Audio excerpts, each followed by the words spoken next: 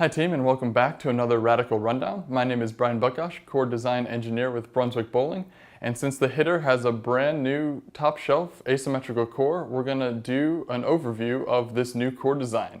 Now you can see here I have 3 asymmetrical top shelf cores in front of me from the Radical lineup, and you can see very readily that these are kind of a lineage of core designs. Starting over here with the Trailblazer, this was the original core design that had the new vertical parting with the boat on the bottom connected by a neck, and of course, like all Radical cores, it had a top knob and a nose. From there, we advanced this core design into what is the Outer Limits core. This Outer Limits core, a little bit shorter, concentrating mass a little more around the parting line of this core.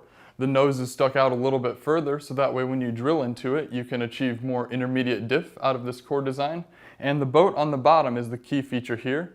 It is much larger, more mass concentrated away from the center of mass of this core, making a little more instability for more axis retention and then change of direction at the back of the lane. So this core paired with the HK cover gave you a longer and sharper motion than the original smoother Trailblazer. And now here we are with the third iteration of this core design. It is the new hitter core.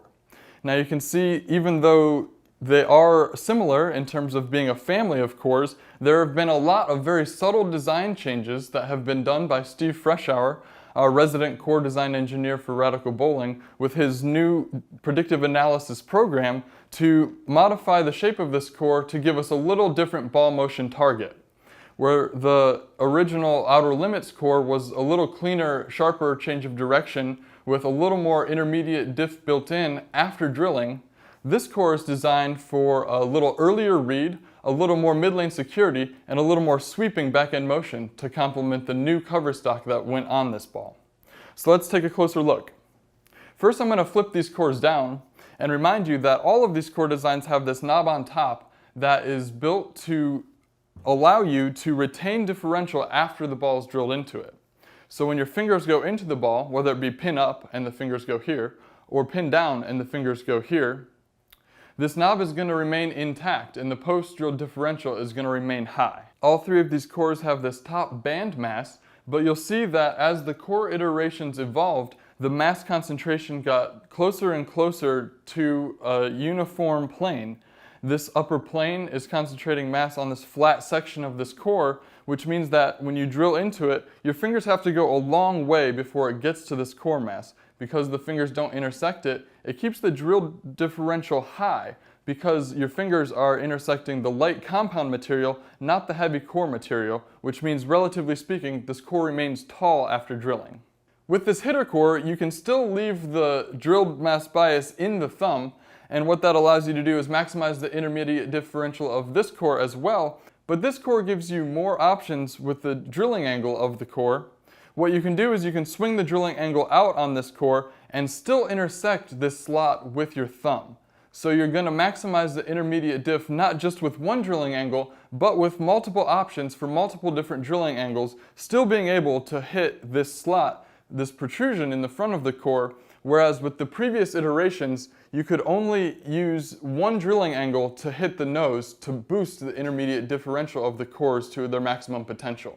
We did this by shaving more mass off the back of the core, and you'll see that this core is not symmetric in the front to back plane. So if you divide this core in half along the parting line, we stole some mass from the back of the core where it's not needed to build this slot forward, and that allows us more drilling versatility in the front of the core where the fingers and the thumb interact. So you'll see on this hitter core, the boat is connected by a more conical neck where there are more sharp, narrow, independent features on the previous 2 cores. This conical neck allows for a little more flow into the boat, so this is going to give you a little more even and stable roll throughout the body of the lane. And finally, this boat has mass that has concentrations on the corners, where you see these previous boats have a little more rounded feature to them. These protrusions are further from the center of mass of this core. It's going to give you a little more instability when it's on its PAP axis. That instability of the core wants it to help seek its PSA axis faster. That helps it rev up faster and be more secure in the mid lane. All of these new design features are found in the hitter core, the newest top shelf products by Radical Bowling. If you want any more information about these cores or have any questions about any of the cores in the current Radical lineup, feel free to drop a comment below. I'm happy to respond. And make sure you join our conversation by joining the Radical Bowling Fans group on Facebook. Follow all of our social medias, Facebook, YouTube, Radical Bowling, and until next time, this has been the Radical Rundown.